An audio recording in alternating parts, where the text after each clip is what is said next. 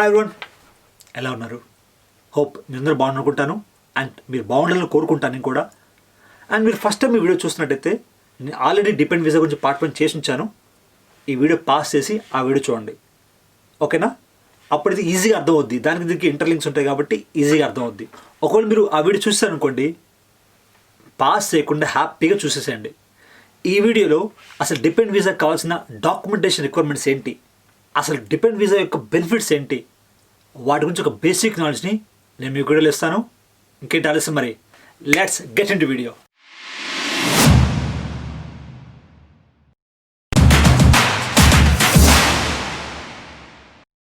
ఈ టాపిక్లోకి వెళ్ళే ముందు మన ఫేస్బుక్ పేజ్ గ్రూప్ ఉంది కదా, మన వాళ్ళు ఇన్ యూకే. సో ఈ ఫేస్బుక్ పేజ్ని ఫాలో అవ్వండి, అందులో జాయిన్ అవ్వండి. మీకు ఏదైనా డౌట్స్ ఉంటే, అంటే అకామిడేషన్ సంబంధించింది కానీ లేదా పార్ట్ టైం జాబ్ సంబంధించింది కానీ ఏదైనా మీకు క్వైరీస్ ఉంటే అక్కడ మీకు పోస్ట్ చేయండి. ఖచ్చితంగా నేను కానీ లేకపోతే చాలామంది మన ఫ్రెండ్స్ రెస్పాండ్ అవుతారు, ఓకేనా? దాంతోపాటుగా మీరు నన్ను క్లోజ్గా ఫాలో అవ్వాలనుకుంటే నా ఇన్స్టాగ్రామ్ ఐడి వచ్చేసి doitnow2799. సో ఈ ఇన్స్టాగ్రామ్ ఐడి వచ్చేసి మీరు సెర్చ్ చేసుకోండి. సెర్చ్ చేసుకున్న తర్వాత దొరుకుతుంది. సో అక్కడ నన్ను మీరు ఫాలో అవ్వచ్చు. Come to topic, depend visa or family visa for UK.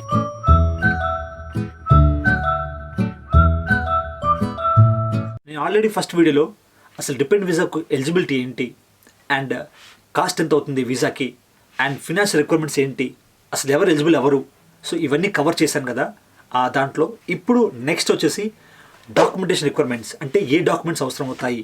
So ఆ ఫినాన్షియల్ రిక్వైర్మెంట్స్తో పాటుగా ఈ డాక్యుమెంటేషన్ కూడా ఖచ్చితంగా అవసరం అవుతుంది. ఈ డిపెండ్ వీసా అప్లై చేసుకోవాలనుకుంటే ఈ డాక్యుమెంటేషన్ ఖచ్చితంగా ఉండాలి. ప్రతి ఒక్క డాక్యుమెంట్ ఉంటే కానీ ఈ వీసాకి అప్లై చేయడానికి అర్హులు కారు. ఒకవేళ మీరు ఈ డాక్యుమెంట్స్ ఏవి పెట్టకుండా ఉంటే, దీంట్లో ఏ డాక్యుమెంట్ పెట్టకపోయినా కూడా మీ వీసా రిజెక్ట్ అవుతుంది. సో వాటిలో ఫస్ట్ వచ్చేసి పాస్పోర్ట్. మీ పాస్పోర్ట్తో పాటు ఇక్కడ మెయిన్ అప్లికెంట్ యొక్క పాస్పోర్ట్ జిరాక్స్ పెట్టాలి. అండ్ సెకండ్ వచ్చేసి బీఆర్పీ కార్డ్. ఎవరైతే మెయిన్ అప్లికెంట్ ఉన్నారో వాళ్ళకి బీఆర్పీ జిరాక్స్ పెట్టాలి. సో మ్యాక్సిమం కొన్ని డాక్యుమెంట్స్ ఎలా ఉంటాయంటే మీ యొక్క వీసా బట్టే ఉంటాయి. అంటే మీ యొక్క మెయిన్ వీసా బట్టే ఇక్కడ మెయిన్ ఎవరున్నారు, స్టూడెంట్ వీసానా, వర్క్ వీసానా, లేకపోతే షార్ట్ టర్మ్ వర్క్ వీసానా, సో ఇలా వాళ్ళ యొక్క ఏ వీసా అక్కడ ఉన్నారో వాళ్ళ బట్టే అక్కడ రిక్వైర్మెంట్స్ అవసరం అవుతాయి. అండ్ వీటితో పాటుగా మీరు ఒక స్టూడెంట్ డిపెండ్ వీసా అయితే స్టూడెంట్ యొక్క కన్ఫర్మేషన్ లెటర్ పెట్టాలి అండ్ వాళ్ళకి ఐడి కార్డ్ జిరాక్స్ పెట్టాలి. ఒకవేళ మీరు వర్క్ వీసా అనుకోండి, అప్పుడు మీరు కంపెనీ యొక్క ఆఫర్ లెటర్ పెట్టాలి అండ్ దాంతోపాటుగా మీ యొక్క ఐడి కార్డ్ పెట్టాలి. అండ్ దాని తర్వాత మీ యొక్క స్పాన్సర్ దగ్గర నుంచి ఒక లెటర్ కావాల్సి ఉంటుంది. సో స్పాన్సర్కి ఇన్ఫార్మ్ చేయాల్సి ఉంటుంది, నేను డిపెండ్ తెచ్చుకోవాలనుకుంటున్నాను, అంటే మా వైఫ్ని కానీ హస్బెండ్ కానీ తెచ్చుకోవాలనుకుంటున్నాను. సో అప్పుడు వాళ్ళ యొక్క లెటర్ హెడ్తో మీ యొక్క డిపెండ్ వీసా డీటెయిల్స్ని అందులో పెడతారు. అక్కడ ఎవరైతే డిపెండ్ వీసా హోల్డర్ ఉన్నారో వాళ్ళ యొక్క డీటెయిల్స్ని అందులో పెట్టి మేము అక్కడ ఓకే చేస్తున్నాము, మాకు ఓకే తెచ్చుకోవచ్చు అంటే ఒక అప్రూవల్ ఇచ్చినట్టుగా ఒక లెటర్ ఇస్తారు. అండ్ ఎవిడెన్స్ ఆఫ్ రిలేషన్షిప్, అంటే మీ మ్యారేజ్ సర్టిఫికేట్ కానీ లేదా మీ యొక్క సివిల్ పార్ట్నర్షిప్కి కోర్ట్ ఆర్డర్స్ ఉంటాయి కదా, అది కానీ. అండ్ వీటితో పాటుగా ఎవిడెన్స్ ఆఫ్ డిపెండెన్స్, మీకు ఒక పిల్లలు ఉంటే వాళ్ళకి బర్త్ సర్టిఫికేట్స్ అట్లా పెట్టచ్చు. అండ్ వీటితో పాటుగా వెడ్డింగ్ ఫోటోగ్రాఫ్స్, అంటే చాలామంది పెడుతుంటారు, అది ఒక ఎవిడెన్స్ అనమాట. మీ పెళ్ళైనట్టుగా ఒక 3 or 4 ఫోటోగ్రాఫ్స్ ఖచ్చితంగా మీ యొక్క వీసా అప్లికేషన్లో పెట్టాల్సి ఉంటుంది. పెడితే ఒక ఎక్స్ట్రా అడ్వాంటేజ్ ఉంటుంది. అండ్ వీటితో పాటుగా ఇన్విటేషన్ లెటర్, అంటే ఇన్విటేషన్ లెటర్ అంటే ఫర్ ఎగ్జాంపుల్ మీరు మీ యొక్క వైఫ్ ఇండియాలో ఉన్నారు, ఇక్కడ తెచ్చుకోవాలనుకుంటున్నారు, అప్పుడు మీ ఇన్వైట్ చేస్తున్నట్టుగా, నేను ఇక్కడ యూకేలో ఉన్నాను, ఈ పలానా ప్లేస్లో ఉన్నాను, సో నువ్వు ఇక్కడ రా, సో నాతో పాటు ఇక్కడ ఉండు, హ్యాపీగా మనం ఇక్కడ ఉందాము అన్నట్టుగా ఒక ఇన్విటేషన్ లెటర్ ఉంటుంది. అలాంటిది ఒక ఇన్విటేషన్ లెటర్ మీరు ఈ వీసా అప్లికేషన్లో పెట్టాల్సి ఉంటుంది. అండ్ దీంతో పాటుగా మీ యొక్క ఎడ్యుకేషన్ డాక్యుమెంట్స్ పెట్టచ్చు, అంటే మీరు ఏదైనా చదువుకుంటే దానికి సంబంధించిన డాక్యుమెంట్స్ ఇక్కడ పెట్టచ్చు. ఇవన్నీ కూడా ఈ డిపెండ్ వీసా అప్లై చేయడానికి ఉపయోగపడతాయి. సో ఇవి లేనిది మీ యొక్క డిపెండ్ వీసాకి అప్లై చేయడానికి అర్హులు కారు. ఒకవేళ మీరు అప్లై చేశారనుకోండి, ఇవి లేకుండా ఖచ్చితంగా వీసా రిజెక్ట్ అయిపోతుంది. సో ఖచ్చితంగా ఫినాన్షియల్ రిక్వైర్మెంట్స్ ఉండాలి అండ్ ఈ డాక్యుమెంట్స్ అన్ని కూడా ఉండాలి. And come to main topic, benefits of depend visa in UK. So నన్ను చాలామంది అడుగుతుంటారు, నా డిపెండ్ వీసా యొక్క బెనిఫిట్స్ ఏంటి, నేను మా వైఫ్ని తెచ్చుకుందాం అనుకుంటున్నాను లేదా మా హస్బెండ్తో నేను కలిసి వద్దాం అనుకుంటున్నాను. నేను చాలామంది ఇన్స్టాగ్రామ్లో కోరి అడుగుతుంటారు, లేకపోతే నాకు కింద కామెంట్ సెక్షన్లో కోరి అడుగుతుంటారు. సో వాళ్ళందరికీ ఏం చెప్తున్నానంటే, డిపెండ్ వీసా తెచ్చుకోవడం వల్ల బెనిఫిట్స్ చాలా చాలా ఉన్నాయి. దాంట్లో ఫస్ట్ది బెస్ట్ కంపానియన్. అసలు మీకు తెలీదు, వేరే కంట్రీకి వెళ్ళినప్పుడు చాలా ఒంటరిగా బతుకుతాం. ఎందుకంటే మనం ఎక్కడి నుంచో ఉంటున్నాము, ఇక్కడికి వచ్చిన తర్వాత చాలా ఒంటరి లైఫ్ని ఫేస్ చేస్తాం. సో ఒంటరి లైఫ్ ఫేస్ చేస్తామంటే స్టూడెంట్స్ అయితే వాళ్ళ ఫ్రెండ్స్ ఉంటారు, ఈవెన్ కొండల వరకు వాళ్ళ ఫ్రెండ్స్ ఉంటారు. ఎప్పుడైతే జాబులు వచ్చాయో వాళ్ళ యొక్క కెరీర్ని వాళ్ళు ప్లాన్ చేసుకున్నప్పుడు ఖచ్చితంగా ఒక ఒంటరి లైఫ్ ఉంటుంది. సో వాళ్ళకైతే ఇక్కడ డిపెండ్ వీసాతో ఉంటే, అంటే ఒక వైఫ్ కానీ వాళ్ళ హస్బెండ్ కానీ పక్కన ఉంటే ఒక తోడుగా ఉంటుంది. సో ఇది ఎందుకు బెనిఫిట్గా చెప్తున్నానంటే ఇది చాలా ఇంపార్టెంట్. ఇక్కడ సైకలాజికల్గా చాలా అంటే చాలా ఇంపార్టెంట్. ఒకవేళ నువ్వు ఒక్కరికే వచ్చి, నేను ఎగ్జాంపుల్ ఒక్కరిని ఉంటున్నాను ఇక్కడ. సో నేను చాలాసార్లు అనుకున్నాను ఒక బెస్ట్ కంపానియన్ ఉండాలి అని ఇక్కడ. సో నాకు ఫ్రెండ్స్ చాలామంది ఉన్నారు, ఉన్నా కూడా ఒక వైఫ్ కానీ హస్బెండ్ కానీ వాళ్ళు తోడుంటే, ఇక్కడ ఎవరైనా ఉంటే వాళ్ళు తోడుంటే ఖచ్చితంగా ఒక బెస్ట్ కంపానియన్గా ఉంటారు. అది ఒక బెస్ట్ బెనిఫిట్గా చెప్తున్నాను. ఇక్కడ కొంచెం కెరీర్ ప్లాన్ చేసుకుంటే మాత్రం మీ వైఫ్ని కానీ హస్బెండ్ కానీ తెచ్చుకోవడానికి ప్లాన్ చేయండి. అప్పుడు మీరు ఒక బెస్ట్ కంపానియన్ని ఖచ్చితంగా ఫీల్ అవుతారు అండ్ ఎంజాయ్ చేస్తారు కూడా. అండ్ ఇక్కడికి వచ్చిన తర్వాత ఈజీగా వేరే కాడికి వెళ్ళాలన్నా, ఈజీగా రూమ్ చేయాలన్నా, లేకపోతే తిరగాలన్నా, పక్కన ప్లేస్ తిరగాలన్నా ఒక మంచి కంపానియన్ అవసరం అవుతుంది. ఓకే, అది best benefit, first benefit. And second benefit వచ్చేసి work freedom. So depend visa వచ్చేసి ఏ వర్క్ అని చేయొచ్చు అండ్ ఎన్ని గంటలని చేయొచ్చు అండ్ ఫుల్ టైం వర్క్ చేసుకోవచ్చు. ఫర్ ఎగ్జాంపుల్ స్టూడెంట్ అనుకోండి, 20 hours మాత్రమే వర్క్ చేయగలడు. ఓకేనా, హాలిడేస్ కాకుండా ఉన్నప్పుడు 20 hours మాత్రం వర్క్ చేయగలడు. అదే డిపెండ్ అనుకోండి, ఎన్ని గంటలను వర్క్ చేసుకోవచ్చు, అంటే ఫుల్ టైం జాబ్ చేసుకోవచ్చు అండ్ ఏ జాబ్ అని చేయొచ్చు. అలాగే ఫర్ ఎగ్జాంపుల్ వర్క్ వీసా ఉన్నారనుకోండి, వర్క్ వీసాతో వచ్చిన వాళ్ళు ఖచ్చితంగా ఏ స్పాన్సర్తో వర్క్ చేస్తున్నారో అదే స్పాన్సర్తో వాళ్ళు వర్క్ చేయాల్సి ఉంటుంది. అదే డిపెండ్ అయితే ఎవరితోనూ వర్క్ చేసుకోవచ్చు, ఎన్ని జాబ్స్ అయినా చేయొచ్చు. సో వర్క్ ఫ్రీడమ్ ఉంటుంది అండ్ ఎన్ని గంటలైనా వర్క్ చేసుకోవచ్చు అండ్ ఎంతైనా సంపాదించుకోవచ్చు. అండ్ థర్డ్ వచ్చేసి దే కెన్ స్టార్ట్ బిజినెస్. ఈ డిపెండ్ వీసా వాళ్ళు ఏదైనా బిజినెస్ చేయొచ్చు. ఓకేనా, అంటే వర్క్ చేసుకోవచ్చు, బిజినెస్ చేసుకోవచ్చు అండ్ సెల్ఫ్ ఎంప్లాయ్మెంట్ చేసుకోవచ్చు, వర్క్ చేస్తూ బిజినెస్ చేయొచ్చు, ఏదైనా చేయొచ్చు. సో చాలా ఫ్రీడమ్ ఉంటుంది అనమాట. ఈ ఎర్నింగ్ ఫ్రీడమ్ చాలా ఉంటుంది. సో బిజినెస్ చేస్తూ వర్క్ చేసుకోవచ్చు, వర్క్ చేస్తూ బిజినెస్ చేయొచ్చు అండ్ సెల్ఫ్ ఎంప్లాయ్మెంట్ చేయొచ్చు. సో చాలా చేయొచ్చు అనమాట. అండ్ నెక్స్ట్ వచ్చేసి and advantage of getting PR. So ఒక అడ్వాంటేజ్ ఉంటుంది ఈ పిఆర్ తెచ్చుకోవడంలో. ఏంటంటే ఫర్ ఎగ్జాంపుల్ మీరు స్టూడెంట్ వీసాతో వచ్చారనుకోండి, మీ డిపెండ్ కూడా మీతో పాటు వచ్చారనుకోండి. సో అక్కడ ఒక 3-4 years కవర్ చేశారు. For example 1 year course and 2 years PSW అంటే 3 years. సో మీతో పాటు మీ డిపెండ్ కూడా ఉన్నాడు.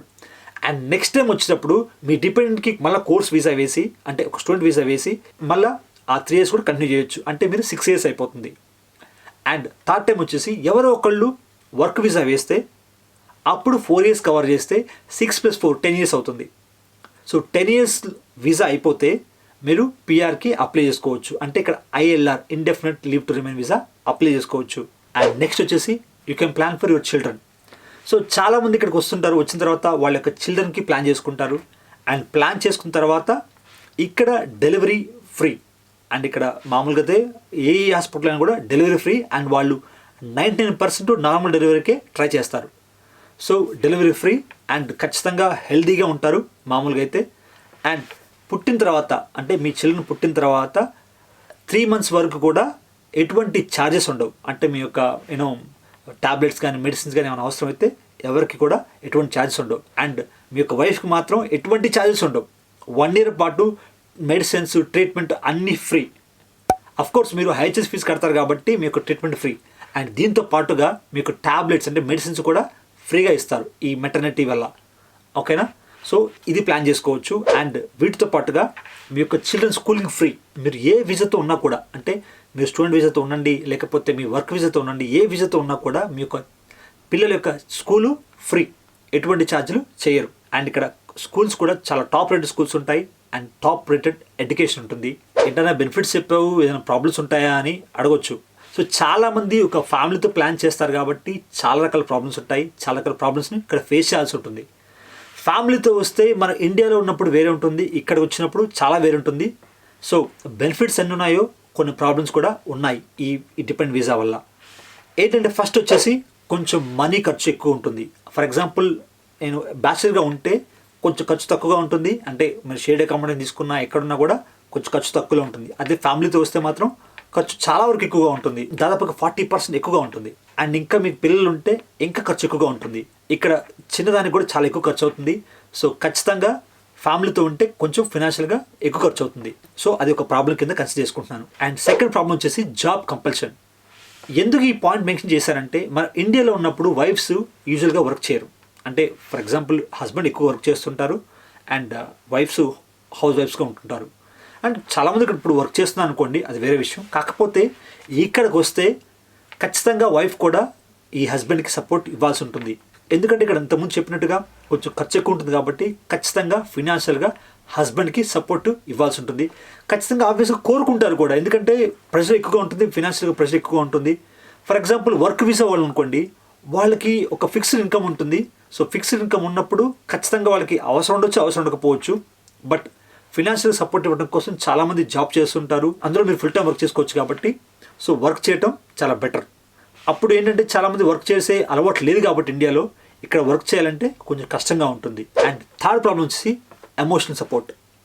సో ఇండియాలో ఉంటే మన చుట్టుపక్కల చాలామంది ఉంటారు. సో ఒక లోన్లీ లైఫ్ ఉండదు ఇండియాలో, హ్యాపీగా ఉంటుంది, ఏం కావాలన్నా వెళ్ళొచ్చు, సో హ్యాపీగా ఉంటుంది. బట్ యూకేలో వచ్చేసి ఎవరు ఉండరు మీ చుట్టుపక్కల ఎవరు మాట్లాడరు కూడా.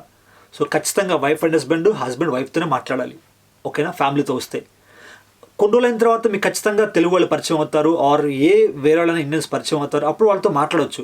ఎంతున్నా కూడా ఇండియాలో ఉన్నట్టు ఇక్కడ ఒక సపోర్ట్ ఉండదు, అంటే ఒక ఎమోషనల్ సపోర్ట్ ఉండదు. ఏదైనా ప్రాబ్లం వచ్చినా కూడా, ఏదైనా ప్రాబ్లమ్స్లో ఉన్నా కూడా ఎమోషనల్గా సపోర్ట్ ఉండదు. ఖచ్చితంగా మీరు ఎమోషనల్ చాలా స్ట్రాంగ్గా ఉండాల్సి వస్తుంది. అండ్ ఇంకోటి వచ్చేసి ఫ్యామిలీ సపోర్ట్. ఫ్యామిలీ సపోర్ట్ అంటే ఫర్ ఎగ్జాంపుల్ మీరు మీ వైఫ్ ప్రెగ్నెంట్ అనుకోండి, సో ఇండియాలో ఉన్నట్టు వాళ్ళు మీ మదర్ కానీ లేకపోతే మీ అత్తగారు కానీ ఎవరైనా వచ్చి ఒక ఫ్యామిలీగా సపోర్ట్ ఇస్తారు. సో అలాంటి ఫ్యామిలీ సపోర్టు ఇక్కడ ఉండదు, ఓకేనా.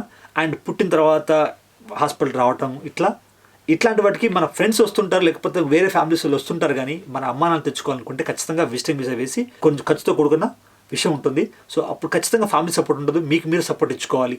చాలా అంటే చాలా ఎమోషనల్గా స్ట్రాంగ్గా ఉండాల్సి వస్తుంది. అండ్ నెక్స్ట్ వచ్చేసి సోషల్ సపోర్ట్. సోషల్ సపోర్ట్ అంటే ఏంటంటే చుట్టుపక్కల ఫ్రెండ్స్ ఉండరు, ఎవరు ఉండరు, ఫ్యామిలీ ఉండరు, ఖచ్చితంగా ఒక ఫంక్షన్స్ లాంటివి, ఒక పెళ్ళి పేరెంట్ ఏమీ ఉండదు. సో ఖచ్చితంగా సోషల్ సపోర్ట్ కావాలనుకునే వాళ్ళకి మాత్రం ఇది కొంచెం కష్టం అవుతుంది. కానీ కొన్ని రోజులు అయితే మాత్రం వీళ్ళకి కొంచెం కమ్యూనిటీ ఈవెంట్స్ ఉంటాయి, కమ్యూనిటీ ఫంక్షన్స్ ఉంటాయి, వాటిలో మీరు పార్టిసిపేట్ చేస్తే కొంచెమైనా కూడా మీరు ఈ సోషల్ సపోర్ట్ని తెచ్చుకోవచ్చు. సో ఇండియా లాగా ఇక్కడ ఉండాలంటే మాత్రం కొంచెం కష్టం అవుతుంది. సో ఈ ప్రాబ్లమ్స్ అన్నీ కూడా మీరు ఓవర్కమ్ చేయాల్సి ఉంటుంది. ఇది పెద్ద ప్రాబ్లమ్సే కాదు. మీరు చాలామంది ఏం ఆలోచిస్తారంటే ఫినాన్షియల్గా ఆలోచిస్తారు, ఎక్కువ సంపాదించుకోవచ్చు అని ఆలోచిస్తారు. కాకపోతే వీళ్ళకి వచ్చిన తర్వాత కొన్ని రోజులు అయిన తర్వాత ఈ డబ్బులు సంపాదించిన తర్వాత ఖచ్చితంగా ఒక ఎమోషనల్ సపోర్ట్ కోరుకుంటారు. ఖచ్చితంగా వైఫ్ అండ్ హస్బెండ్కి కొంచెం బాండింగ్ ఖచ్చితంగా ఉండాల్సి వస్తుంది. సో ఖచ్చితంగా ఒకరు అర్థం చేసుకోవాల్సి వస్తుంది. ఎందుకంటే ఇది ప్రతి ఒక్కళ్ళు ఇక్కడ ఏంటంటే ఒక ఎయిమ్తో చాలా కష్టంతో ఇక్కడికి వస్తుంటారు, వాళ్ళు చాలా డబ్బులు ఖర్చు పెట్టి వస్తుంటారు. సో ఇక్కడికి వచ్చిన తర్వాత ఎమోషనల్ సపోర్ట్ కోరుకుంటారు. సో ప్లీజ్ మీరు ఖచ్చితంగా బ్యాలెన్స్డ్గా ఉండి చాలా బాండింగ్గా ఉండి ఇక్కడ ఉంటే మీ లైఫ్ సూపర్గా ఉంటుంది, సూపర్ అంటే సూపర్గా ఉంటుంది. So please keep in mind, మీరు ఎమోషనల్గా స్ట్రాంగ్ తెచ్చుకున్న తర్వాత యూకే రండి. యూకే వచ్చిన తర్వాత ఇంకా ఎమోషనల్ సపోర్ట్ ఉంచుకోండి, ఒకరికొకరు సపోర్ట్ ఇచ్చుకోండి. అప్పుడు మీ లైఫ్ చాలా అంటే చాలా బాగుంటుంది.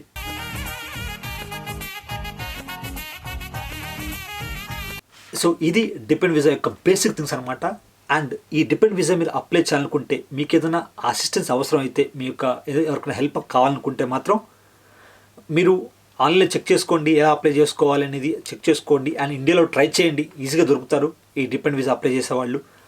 లేదా మీకు ఇంకా డౌట్ ఉంది అంటే జస్ట్ ఈజీగా కావాలనుకుంటే మాత్రం మా ఫ్రెండ్ ఒకరు ప్రాసెస్ చేస్తున్నారు. అంటే ఇది ప్రమోషన్ కాదు, జస్ట్ మనకేమీ చెప్తే మీకు హెల్ప్ అవుతుందని చెప్తున్నాను. మీరు నా ఇన్స్టాగ్రామ్కి అంటే doitnow27 ఇన్స్టాగ్రామ్కి నాకు పింక్ చేసి అక్కడ అడగండి. సో మీ నెంబర్ని మా ఫ్రెండ్కి నేను రౌట్ చేస్తాను. సో అప్పుడు మీరు తన అసిస్టెన్స్ తీసుకోవచ్చు, జస్ట్ మినిమం ఛార్జెస్ చేస్తాడు. సో తన అసిస్టెన్స్ తీసుకొని మీరు ఈ డిపెండ్ వీసా యొక్క ప్రాసెస్ చేసుకోండి. అండ్ ఈ డిపెండ్ వీసా సంబంధించి అంటే స్టూడెంట్ వీసా డిపెండ్ కానీ, బిజినెస్ వీసా డిపెండ్ కానీ, వర్క్ వీసా డిపెండ్ కానీ, ఈ డిపెండ్ వీసా అన్నిటికి కూడా కింద లింక్లు ఇచ్చాను, కింద లింక్స్ ఇస్తాను, మన ఈ డిస్క్రిప్షన్ లింక్స్ ఇస్తాను. ఆ లింక్స్ ఓపెన్ చేసుకొని దానికి కావాల్సిన డాక్యుమెంట్స్ ఏంటి, దానికి కావాల్సిన రిక్వైర్మెంట్స్ ఏంటి, ఇంకా ఏమైనా తెలుసుకోవాలనుకుంటే ఆ డాక్యుమెంట్స్ చదివి తెలుసుకోవచ్చు. I really thank you for watching this video. This is Naresh Tandapu. Jai Hind.